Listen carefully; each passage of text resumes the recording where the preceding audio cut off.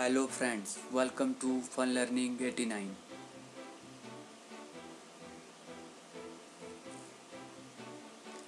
दोस्तों, आज का हमारा जो टॉपिक है वो है हिमाचल का संक्षिप्त इतिहास।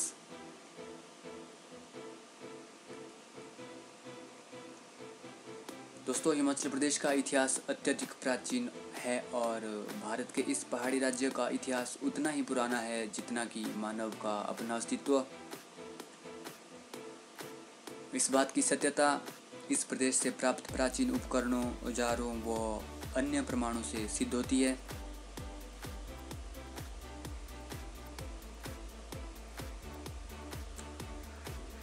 ऐतिहासिक स्रोत। इतिहास लिखने के लिए कुछ तथ्यों तथा प्रमाणों की आवश्यकता होती है। हिमाचल में इतिहास लेखन में सबसे बड़ी कमी यहाँ पर इतिहास से संबंधित सामग्री की कमी रही है। यहाँ पर किसी भी काल का क्रमबद्ध और पूर्ण विवरण उपलब्ध नहीं है। वर्तमान में उपलब्ध आधार संस्कृत साहित्य, यात्रा विवरण, सिक्के, अभिलेख, वंशावलियाँ जो है ये प्रमुख हैं। इन सब को ध्यान में रखकर एक वैज्ञानिक ढंग से इतिहास की रचना की जा रही है।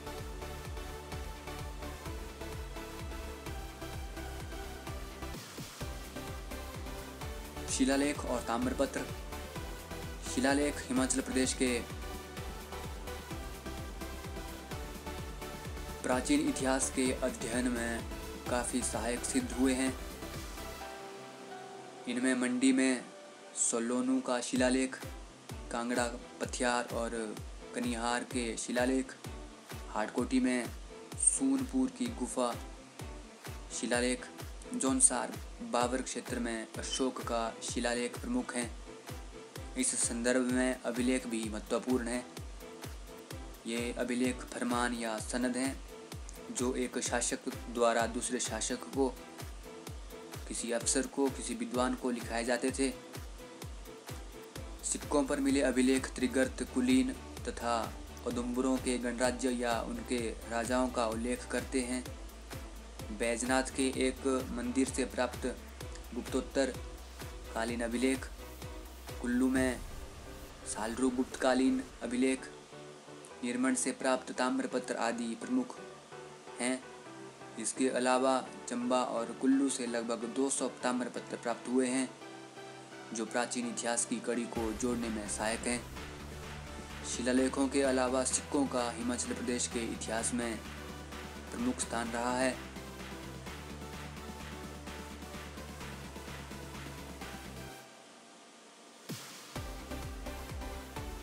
सिक्के तथा मुद्रा।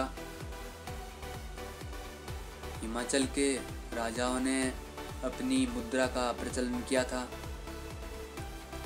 इनमें कांगड़ा, चंबा और कुल्लू प्रमुख थे। कुल्लू से प्राप्त बीरियश नामक राजा द्वारा चलाया गया सिक्का कुल्लू का सबसे प्राचीन सिक्का है। यह ईसा पूर्व प्रथम शताब्दी का है। शिमला और कांगड़ा से प्राप्त कुछ सिक्के इससे भी पुराने हैं। इन्हें आहत सिक्के कहा जाता है। अन्य प्रमुख सिक्कों में तांबा, चांदी और कांसा आदि के सिक्के प्रमुख हैं, जिनमें त्रिगर्त, औदुंबर, कुणिद, योध्य आदि गण राजाओं की जानकारी मिलती है। यूनान और कुषाणों की मुद्राएं भी शिमला और कांगड़ा से प्राप्त हुई है। इस क्षेत्र में परवर्ती कालीन सिक्के बहुत कम मिले हैं। इनको वृषभ अश्वसार प्रकार के सिक्के भी जो है कहा जाता है।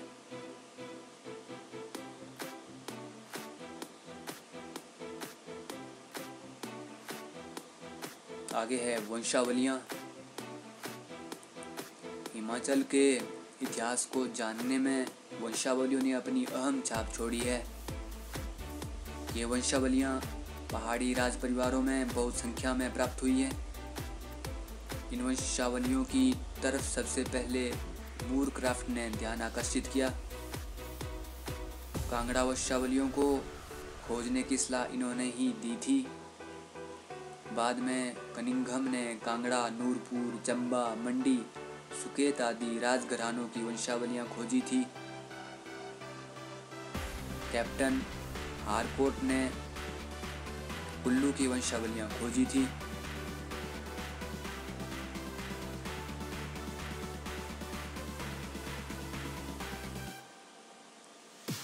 आगे है स्मारक तथा इमारतें। स्मारक तथा इमारतों का प्रयोग भी हिमाचल के इतिहास को जानने के लिए किया जा सकता है। हिमाचल में आज भी ऐसी इमारतें तथा स्मारक हैं जो इतिहास को संजोए हुए हैं। इनमें से कांगड़ा का किला तथा हिमाचल के पुराने मंदिर शामिल हैं। इन सांस्कृतिक संपत्तियों को भी हिमाचल प्रदेश की ही नहीं बल्कि भारत की प्रमुख राजनीतिक धारा के साथ यहाँ के क्षेत्रों का इतिहास जानने के लिए स्वीकार करते हैं।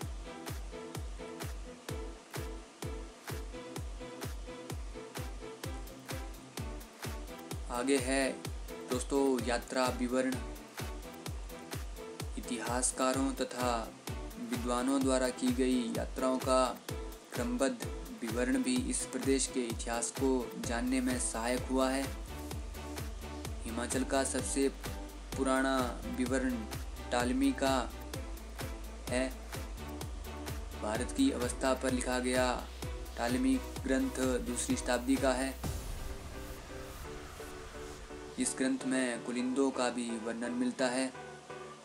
चीनी यात्री भारत भ्रमण पर 630 ईस्वी पूर्व में आया था और जो भारत में 15 वर्षों तक जिसने भ्रमण किया और भारत के बारे में लिखा।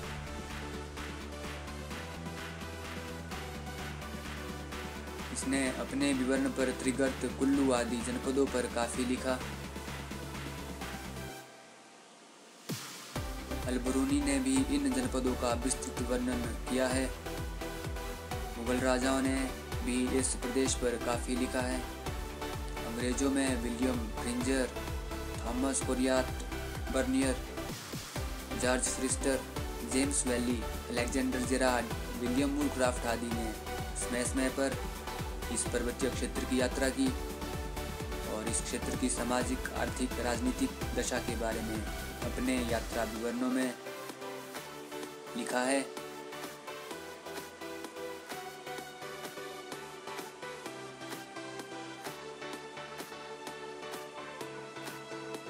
आगे है दोस्तों साहित्य। हिमाचल के इतिहास को जानने में संस्कृत साहित्य का बहुत योगदान रहा। वैदिक ग्रंथों, पुराणों में यहाँ के लोगों के सामाजिक, आर्थिक व राजनीतिक जीवन के अलावा यहाँ के भूगोल पर भी प्रकाश डाला है। रामायण, महाभारत, बृहद संहिता, पाणिनि की अष्टाध्यायी, कालिदास का रघुवंश, विशाखादत्त की मुद्रा राक्षस आदि में जो है हिमाचल का काफ़ी वर्णन मिलता है। और कल्लण की राजतरंगिणी विशेष उपयोगी है। इसका रचना काल 1150 ईस्वी के आसपास का है। कल्लण जो है वो कश्मीर नरेश राजा जयसिंह के दरबार में रहता था। पज्य भट्ट के इतिहास ग्रंथ में भी हिमाचल के बारे में जानकारी मिलती है। लोक गाथाएं भी हिमाचल के इतिहास के बारे में बताती है।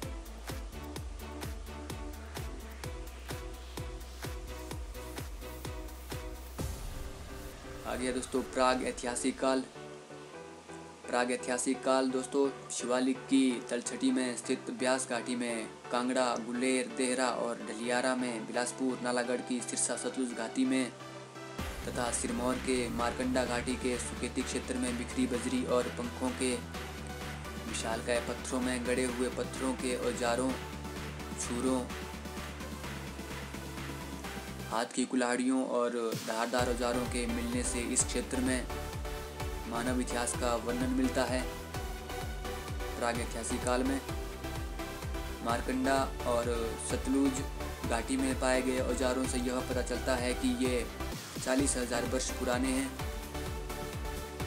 हिमाचल का प्राग ऐतिहासिक काल भारत के मैदानों और मध्य एशिया से आए लोगों के आने का जो है इतिहास बताता है। सिंधु घाटी की सभ्यता 3000 ईस्वी पूर्व से 1750 ईस्वी पूर्व एक विशाल भूखंड में फैली थी। हिमाचल के प्राचीनतम निवासी कोल थे, जिन्हें मुंडा भी कहा जाता था। पश्चिमी हिमाचल के कोली, काली, डूम तथा चिनाल, किन्नौर, लाहौल स्पीति के चमांग, दुमांग प्राचीन जातियां हैं।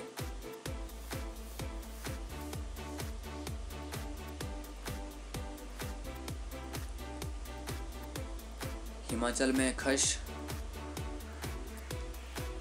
भारतीय आर्य मध्य एशिया से चलकर जो है वो दक्षिण की ओर चले और ईरान पहुँचे। इनसे कुछ वहीं रहे तथा कुछ शासिक झुंड पूर्व की ओर बढ़े और हिंदू कुश पर्वत को पार कर सिंधु तट तक आ गए, जिसे वे सप्त सिंधु कहते थे, अर्थात 7 नदियों का समूह। इनके आगमन का समय 2000 ईस्वी पूर्व माना जाता है। ये ऐसे लोगों के संपर्क में आए जो इनसे ज़्यादा सभ्य थे तथा किलों से घिरे शहरों में रहते थे। इन्होंने उन्हें हरा दिया और वहाँ बस गए। यहाँ से ये पंजाब को पार कर हिमालय की तराई में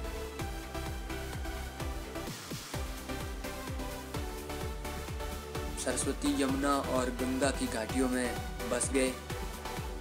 इस भूमि के स्वामियों ने जो श्याम वर्ण के थे उनका विरोध किया, जिन्हें जो है ये लोग दस्यु कहते थे। इन दस्यु राजाओं का शक्तिशाली राजा शांबर था, जो आर्यों का सबसे बड़ा शत्रु था। 40 वर्षों तक उससे लड़कर आर्यों ने शांबर को हरा दिया। उसे हराकर कुछ आदिवासी उत्तर की ओर हिमालय में चले गए, जहां खशों के अधीन दयनीय स्थिति में रहने लगे। आर्य मैदानों में फैलते गए और वे सप्त सिंधु के मैदान में रहने लगे, जिसकी उत्तरी सीमा शिवालिक की तराई को छूती थी।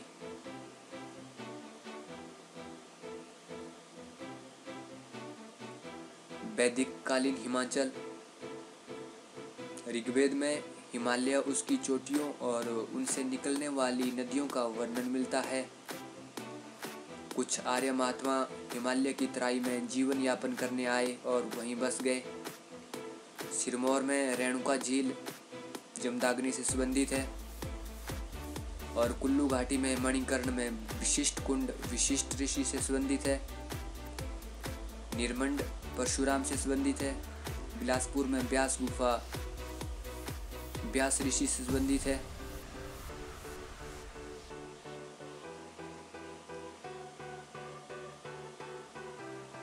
ऋग्वैदिक काल में एक से अधिक परिवारों के समूह को बरिंद कहा जाता था। कई बरिंदों के समूह को रबुंद कहा जाता था। एक समय में बरिंद अपनी सीमा को बढ़ाकर वे जनपद कहलाने लगे। इस प्रकार के जनपद पर राजा का शासन हो गया और रबुंद नेताओं द्वारा शासित जनपद संघ या गणराज्य कहलाता था। उत्तर वैदिक काल में किरात ने हिमाचल में प्रवेश किया। वह मंगोल तिब्बती भाषी प्रजाति थी। यहाँ स्थापित कबायली गणतंत्रों को जनपद कहा जाता था। ये सांस्कृतिक तथा राजनीतिक इकाई होते थे। इनके रीति रिवाजों और बोलियों द्वारा इनकी जो है अलग पहचान होती थी।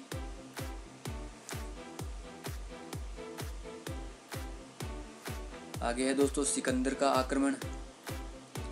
ह्वेनसांग के विवरण से पता चलता है कि बुद्ध ने कांगड़ा और कुल्लू के अलावा अन्य कई स्थानों पर बौद्ध धर्म का प्रचार किया था। सिकंदर ने लगभग 326 ईस्वी पूर्व भारत पर आक्रमण किया।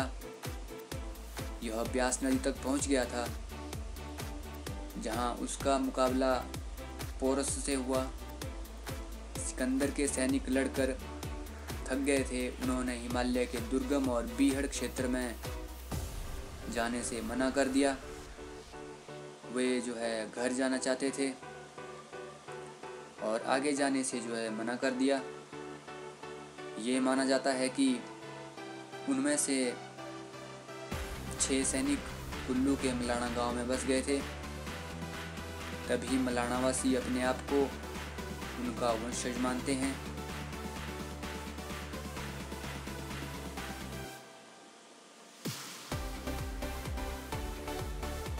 आगे है दोस्तों मौर्य काल। सिकंदर के बाद चंद्रगुप्त मौर्य ने भारत में एक विशाल साम्राज्य की स्थापना की। स्रोतों की जानकारी के अनुसार नंदवंश को समाप्त करने के लिए चाणक्य ने त्रिगर्त के राजा पर्वतेश से संधि करके सहायता मांगी थी।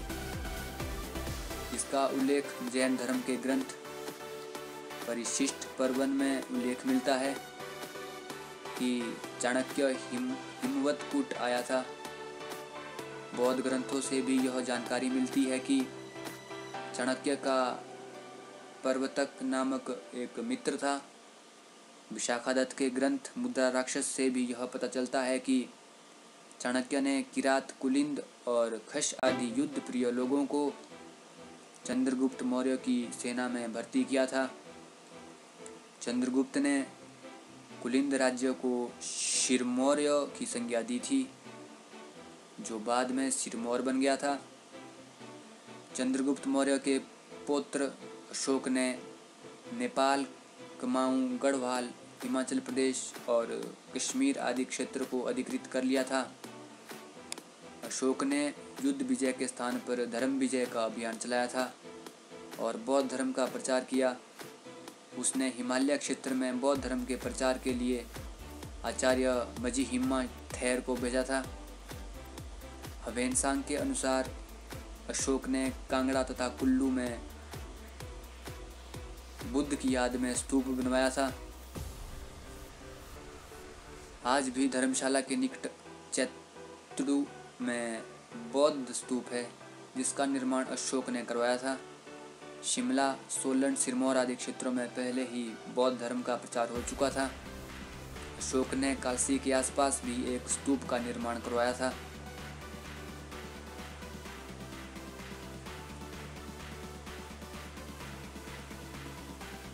आगे है शुंग वंश, शुंग काल। शुंग सम्राट हिमाचल को कुछ समय तक रख सका। शुंग के शासन के समय इस पर्वतीय प्रदेश में ब्राह्मण धर्म और खासकर शैव धर्म का अत्यधिक विकास हुआ। पुष्यमित्र शुंग की मृत्यु के बाद भारत के अनेक राज्य स्वतंत्र हो गए और कई राज्यों पर यवनों का शासन हो गया। डिमोटियस और मिनेंडर के पंजाब विजय के बाद यहाँ पर शुंगों का शासन समाप्त हो गया। पर्वतीय प्रदेश के कुछ राज्यों ने यवनों की अधीनता स्वीकार कर ली। इसके प्रमाण के रूप में अप्पालोडोटस रजत सिक्के ज्वालामुखी से प्राप्त हुए हैं, जो यवनों के इस क्षेत्र में हिंद यूनानी राज्य के विस्तार के द्योतक हैं। एंटियोकस द्वितीय,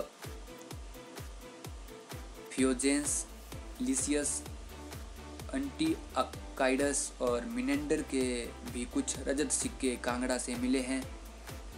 ईसा पूर्व प्रथम शताब्दी में शकों का आक्रमण शुरू हुआ।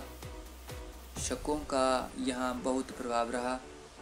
शक सूर्य के उपासक थे। उन्होंने हिमाचल के नीरथ में सूर्य नारायण के मंदिर का निर्माण करवाया था।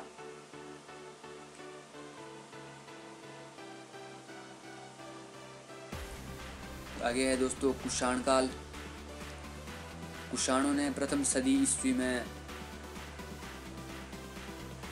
आक्रमण किया, जिसका पहाड़ी राज्य सामना न कर सके और सभी ने हथियार डाल दिए।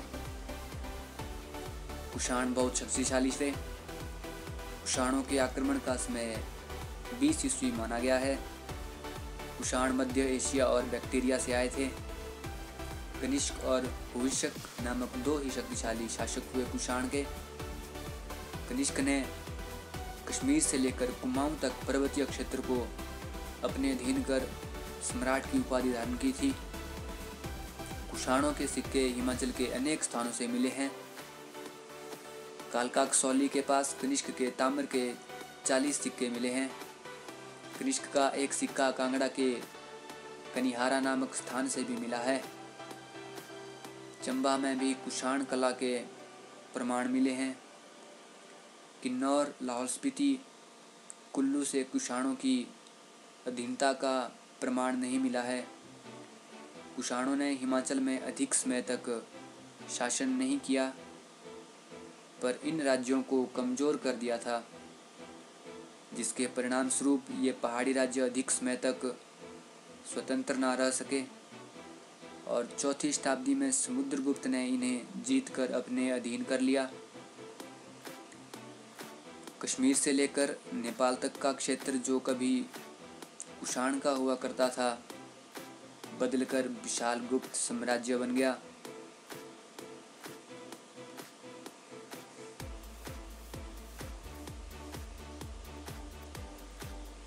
आगे है दोस्तों गुप्त काल।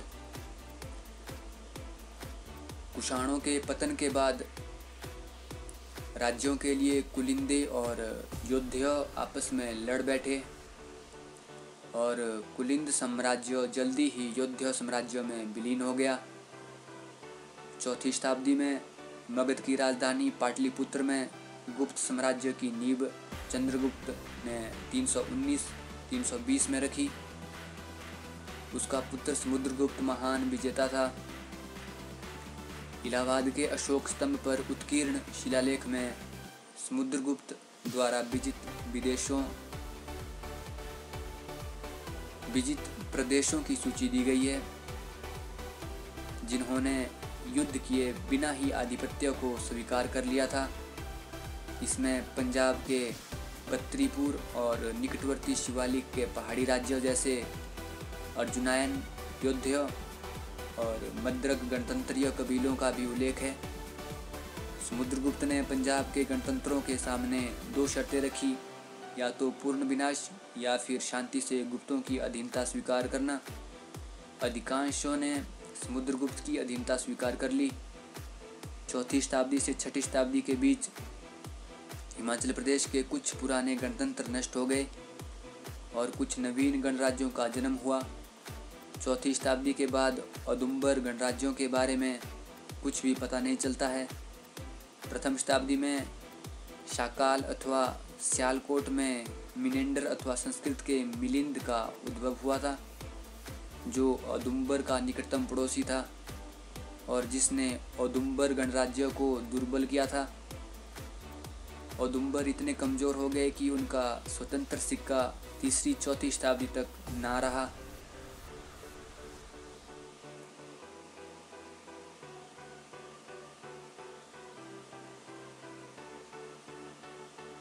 हर्षवर्धन काल।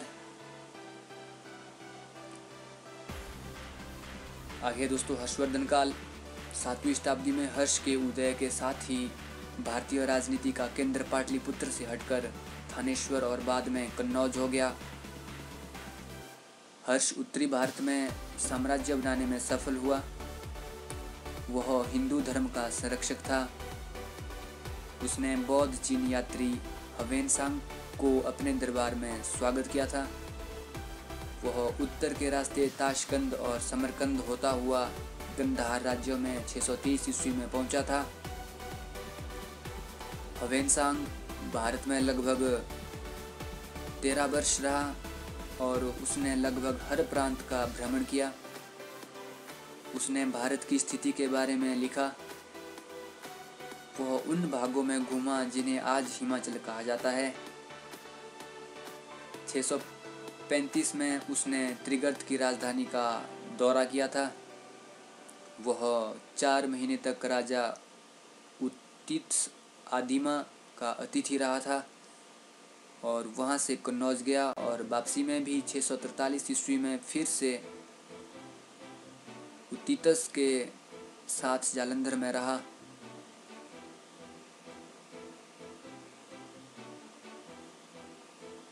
चीनी यात्री ह्वेनसांग का विवरण।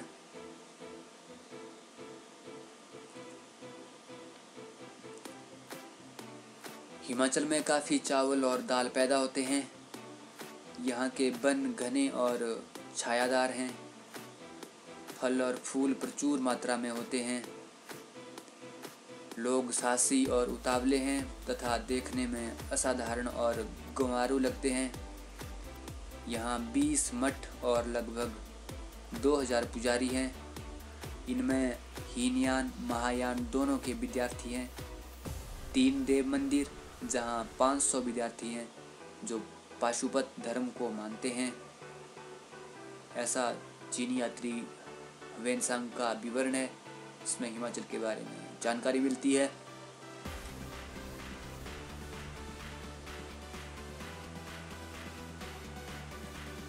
आगे है दोस्तों हर्षवर्धन के बाद का काल।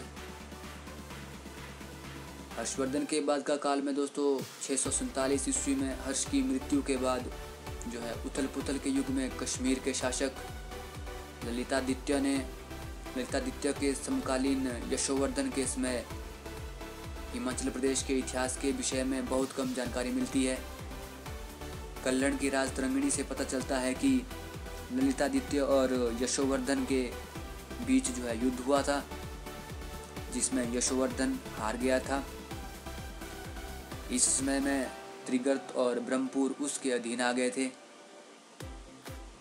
जब कश्मीर के शासक शंकर बर्मन ने 833 से 903 तक जिसका शासनकाल रहा शंकर बर्मन का, उसने जो है गुजरात के राजा पर आक्रमण कर दिया था।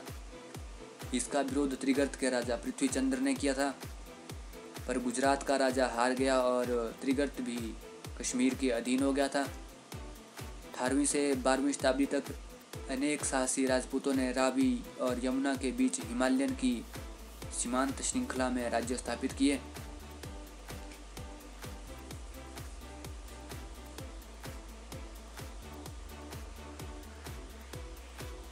आगे दोस्तों महमूद गजनवी,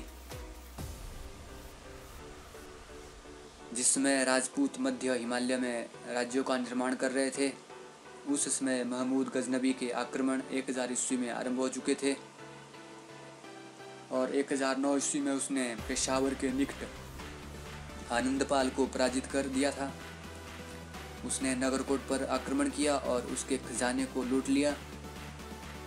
वह अपने साथ बहुत अधिक मात्रा में धन दौलत ले गया तथा अपनी सेना को किले की सुरक्षा के लिए छोड़ गया, जिसने 1043 ईस्वी तक अधिकार बनाए रखा। बाद में इसकी सेना को दिल्ली के तोमर राजा परमार भोज, कलचुरी के कर्ण और अनिलवाड़ा के चौहान के संघ ने निकाल बाहर किया।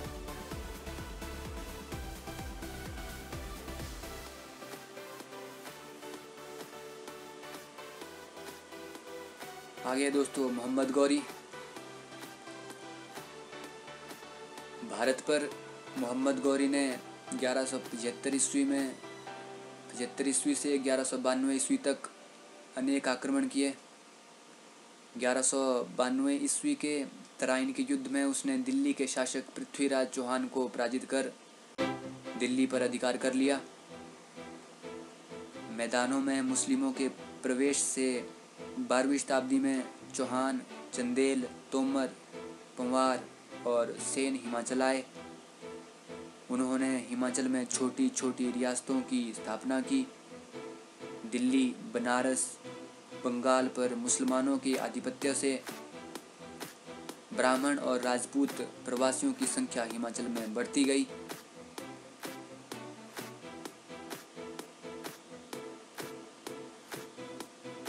आगे है दोस्तों तुगलक। मोहम्मद बिन तुगलक, जिसका शासनकाल जो 1325 से 1351 तक रहा। मोहम्मद तुगलक ने अपनी सेना को कांगड़ा में नगरकोट के राजा पृथ्वीचंद को हराने के लिए भेजा।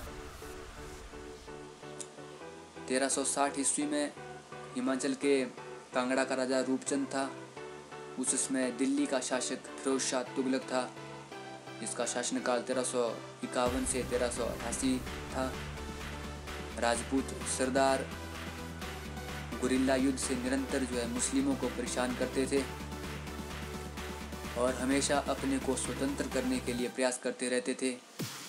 राजा रूपचंद भी अपनी सेना लेकर गया और उसने दिल्ली तक के मैदानों को लूट लिया। फिरोज शाह तुगलक इससे क्रुद्ध हो गया और एक विशाल सेना लेकर रूपचंद को दंडित करने के लिए 1360 ईस्वी में नगरकोट के किले के लिए जो है कूच किया। रूपचंद राजा ने अपने आप को किले में बंद कर दिया। फिरोज शाह की सेना ने दूर दूर तक लूट मार की। किले का 6 महीने तक घेरा चलता रहा, पर वह किले के अंदर जाने में असमर्थ रहा। बाद में फिरोज शाह तुगलक ने घेरा उठाने और संधि करने का संदेश भेजा। रूपचंद राजा से प्रभावित होकर फिरोज शाह तुगलक ने उसे कई घोड़े और एक छत्र तथा जड़ाऊ पोशाक भी दी। इस तरह फिरोज शाह नगरकोट को जीतने में असफल रहा। बाद में फिरोज शाह तुगलक ज्वालामुखी गया और वहां से 1300 पुस्तकों को अपने साथ ले गया और कुछ पुस्तकों का फारसी में अनुवाद भी करवाया। उस समय के फेमस लेखक इजुद्दीन खालिद खानी ने इसका फारसी में जो है अनुवाद किया था तथा सुल्तान के नाम पर इसका शीर्षक दलायते फिरोजशाही रखा गया था।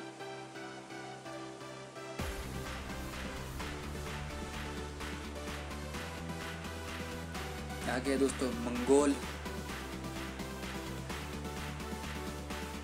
दोस्तों मंगोलों का सबसे भयंकर आक्रमण जो है वो 1398 ईस्वी में तैमूर लंग के नेतृत्व में हुआ था। उस वर्ष के दिसंबर माह में उसने दिल्ली को तहस नहस कर दिया था। तैमूर वहां से मेरठ और हरिद्वार गया। हरिद्वार से वह शिवालिक की पहाड़ियों में गया और उसने सिरमौर की कीरादा घाटी को जीता था। तैमूर के आक्रमण के समय हिंदूर, जिसे नालागढ़ कहते हैं, हिंदूर का जो है वहाँ का शासक था वो अमरचंद था। इसका शासनकाल 1350 से 1406 था। उसने जो है तैमूर के डर के मारे जो है रसद खान पान देने के लिए कहा और तैमूर मान गया। वह हिंदूर को बिना किसी नुकसान के आगे बढ़ गया। तैमूर ने नगरकोट पर आक्रमण किया। उस समय वहां का राजा जो है वो मेघचंद था, जिसका शासनकाल 1390 से 1405 था। उसने तैमूर का विरोध किया और उसके साथ कई लड़ाइयाँ लड़ी और तैमूर ने 8 किले भी जीते। पठानकोट और नूरपुर पर भी तैमूर ने हमला किया था।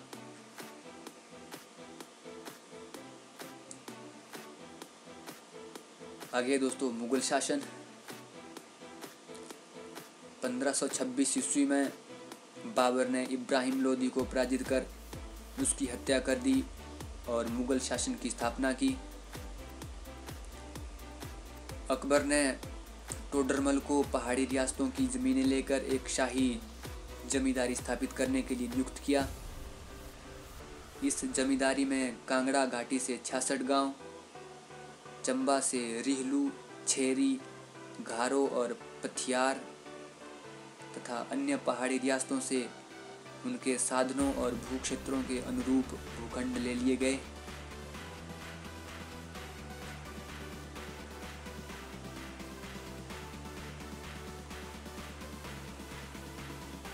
जहांगीर। जब जहांगीर 1606 ईस्वी में गद्दी पर बैठा तो नगरकोट को जीतना उसकी योजना में शामिल था।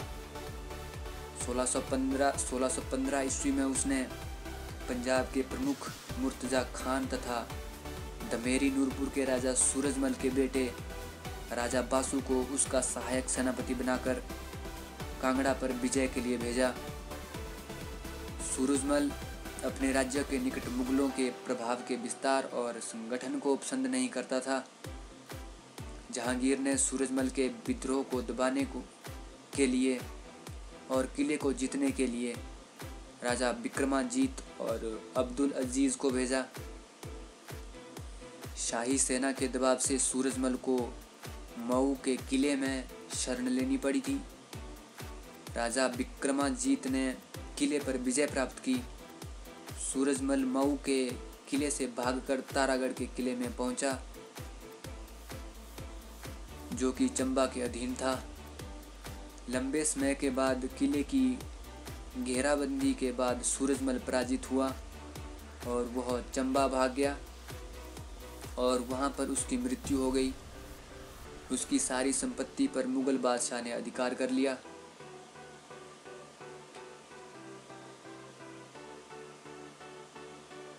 आगे है दोस्तों शाहजहां। जब 1627 ईस्वी में शाहजहां गद्दी पर बैठा तो जगत सिंह का मनसब फिर सुनिश्चित किया गया।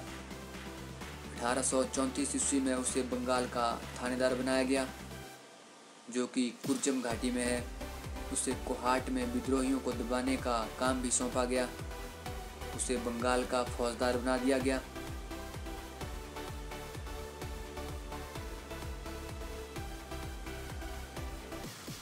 औरंगजेब। 1678 ईस्वी में औरंगजेब ने चंबा के सारे मंदिरों को गिराने का आदेश जारी किया। राजा चतरसिंह ने मुगल शासक के हुक्म को मानने से इनकार कर दिया और आज्ञा दी कि मुगल शाही आज्ञा की अवमानना के प्रतीक स्वरूप प्रत्येक मंदिर पर सोने से मढ़ी बुर्जी बनाई जाए।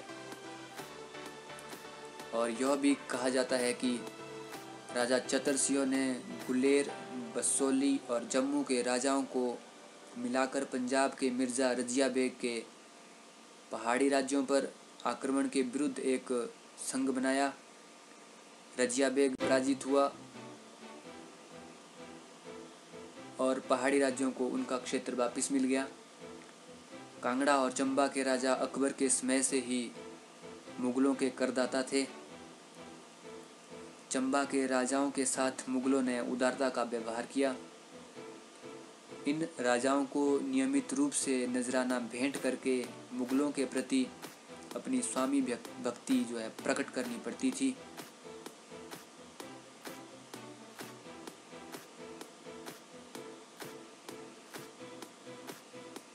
मुगलों का पतन और राजाओं का विद्रोह। 1707 ईस्वी में औरंगजेब की मृत्यु के बाद मुगल साम्राज्य का पतन आरंभ हो गया। 1738-39 के बाद फारस के नादिर शाह द्वारा पंजाब और दिल्ली पर आक्रमण किया जा चुका था। 1739 से 1752 ईस्वी तक पंजाब स्वतंत्र था और बाद में प्रायः दिल्ली और काबुल के अधीन रहा। मैदानों में फैली अव्यवस्था का लाभ उठाकर सारे पहाड़ी राज्यों ने स्वतंत्रता की घोषणा कर दी थी और मुगलों द्वारा छीने हुए अपने क्षेत्र वापिस अपने अधीन कर लिए थे। कांगड़ा के शासक घमंड चंद को अब्दाली द्वारा 1758 ईस्वी में जालंधर द्वाब तथा सतलुज और कांगड़ा के बीच के प्रदेशों के शासन का कार्यभार सौंपा गया। कांगड़ा का किला अभी भी मुगलों के अंतिम अधिकारी सैफ अली खान के अधीन था। 1775 ईस्वी में घमंड चंद का पोता संसार चंद कांगड़ा की गद्दी पर बैठा, जिसकी सबसे बड़ी इच्छा किले को पुनः प्राप्त करने की थी, जिसके लिए उसने प्रयास किया पर असफल रहा। तब उसने सिख सरदार जय सिंह कन्हैया की सहायता ली और दोनों की मिलीजुली सेनाओं ने 1781-82 में किले की घेराबंदी की और 1783 ईस्वी में किलेदारों ने आत्मसमर्पण कर दिया। सिखों की चतुराई से किला सिखों के हाथों में चला गया और इस प्रकार पहाड़ी राज्यों में मुस्लिम शासन का अंत हुआ।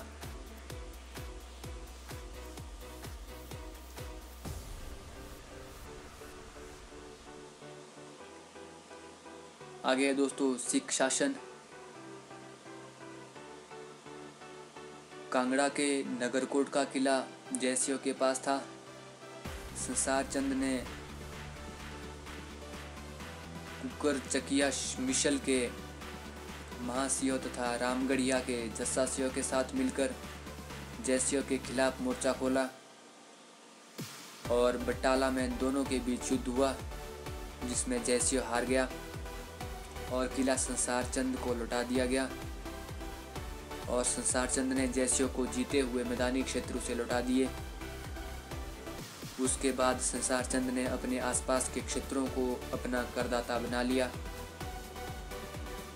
संसार चंद ने 1801 ईस्वी में रानी सदा कौर के बटाला के निकट के क्षेत्रों को अपने अधीन कर लिया और लाहौर का महाराजा रणजीत सिंह एक विशाल सेना लेकर बटाला पहुंचा और नूरपुर और नौशेहरा पर अधिकार कर लिया।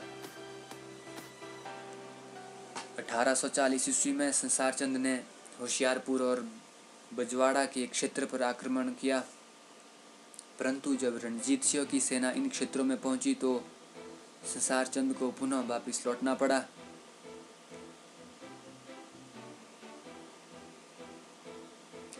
पहाड़ी शासकों के संघ ने कहलूर के राजा के माध्यम से गोरखा अमर सिंह थापा को राजा संसार चंद पर आक्रमण करने के लिए आमंत्रित किया। 1804 ईस्वी तक गोरखों ने अपना राज्य गंगा से सतलुज तक फैला दिया था, जिसमें पूरा कुमाऊं, गढ़वाल, सिरमौर तथा 12 ठकुराइयाँ, जिन्हें बाद में शिमला हिल्स कहा गया, ये सम्मिलित थी। अमर सिंह थापा ने आमंत्रण स्वीकार कर 40,000 की सेना लेकर 1805 ईस्वी में संसार चंद को हराने चल पड़ा। पहला मुकाबला महल मोरिया में हुआ, जहां संसार चंद हार गया। उसने परिवार के साथ कांगड़ा के किले में शरण ले ली। गोरखों ने 2 वर्ष तक किले को घेरे रखा। राजा संसार चंद चुपके से रणजीत सिंह के पास पहुंचा और ज्वालामुखी के मंदिर में दोनों राजा मिले और संसार चंद की शर्तें मान ली गई। 1809 में रणजीत सिंह ने गोरखों पर आक्रमण किया और गोरखे पराजित हुए। किले पर राजा रणजीत सिंह का अधिकार हो गया और किले का नया किलेदार दस्सा सिंह मजीठिया को नियुक्त कर दिया गया। पहाड़ी रियासतों से नजराना प्राप्त करके जो है रणजीत सिंह लौट गया। प्रथम आंग्ल सिख युद्ध के बाद और किले के समर्पण के पश्चात हिमाचल के पहाड़ों से सिख आधिपत्य जो है वो समाप्त हो गया।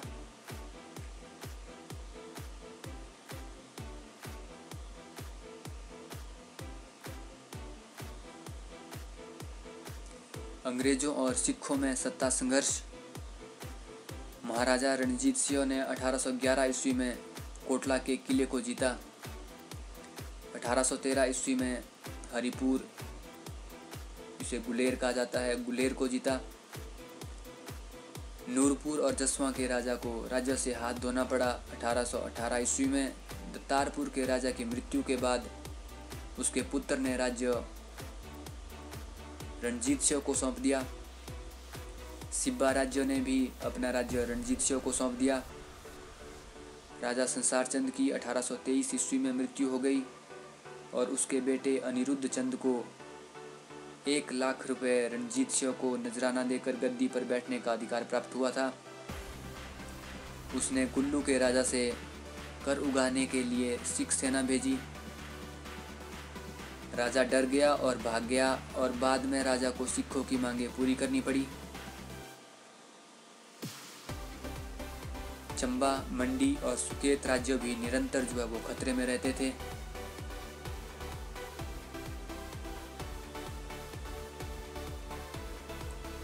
महाराजा रणजीत सिंह की मृत्यु के बाद सिख साम्राज्य का पतन होना शुरू हो गया। जनवरी 1845 ईस्वी में मुदकी और फिरोजपुर में सिखों और अंग्रेजों के बीच लड़ाइयाँ हुई।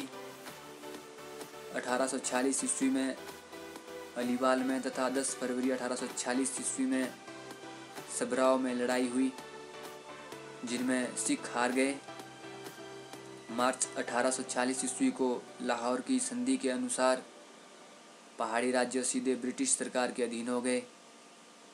जालंधर दोआब का विस्तृत क्षेत्र अंग्रेज़ों के अधीन हो गया और सिखों को 1.5 करोड़ रुपए युद्ध का खर्चा अंग्रेज़ों को देना पड़ा था, जिसमें से 50 लाख रुपए सिखों ने नकद दिए और शेष 1 करोड़ के बदले सिंध और ब्यास के बीच के पहाड़ी प्रदेश अंग्रेज़ों को देने पड़े, जिनमें कश्मीर और हज़ारा भी शामिल थे। अंग्रेज़ों ने सतलुज और रावी के बीच के क्षेत्र को अपने अधीन रखा और शेष राज्यों को जम्मू के महाराजा गुलाब सिंह को बेच दिया। इससे कांगड़ा, गुलेर, जसवां, दत्तारपुर, नूरपुर, सुकेत मंडी, कुल्लू आदि क्षेत्र थे, ये सीधे गुलाब सिंह के अधीन हो गए। अंग्रेज सिख युद्धों में अंग्रेज़ों की सफलता के बाद सर्वोच्च सत्ता अंग्रेज़ों के हाथों में आ गई।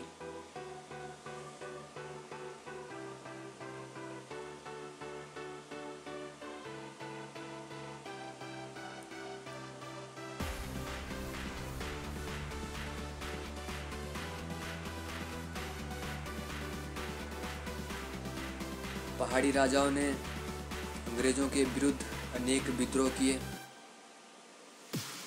सबसे पहले नूरपुर के वजीर राम सिंह और कांगड़ा के प्रमोद सिंह ने विद्रोह किया। इसके बाद जसवां और दत्तारपुर के राजाओं ने विद्रोह कर दिया। कमिश्नर लॉरेंस के अधीन भेजी गई एक सेना ने इस क्षेत्र को रौंदते हुए शीघ्र ही विद्रोह को कुचल दिया। विद्रोही सरदारों को बंदियों के रूप में अल्मोड़ा भेज दिया गया, जहां प्रमोद चंद की 1851 ईस्वी में मृत्यु हो गई। नूरपुर के वजीर राम सिंह को काबू करना कठिन था, उसे देश निकाला दे दिया गया और उसे सिंगापुर भेज दिया गया, जहां उसकी मृत्यु हो गई। अंग्रेज सिख युद्धों में अंग्रेज़ों की जीत हुई, जिससे सर्वोच्च सत्ता अंग्रेज़ों के अधीन आ गई।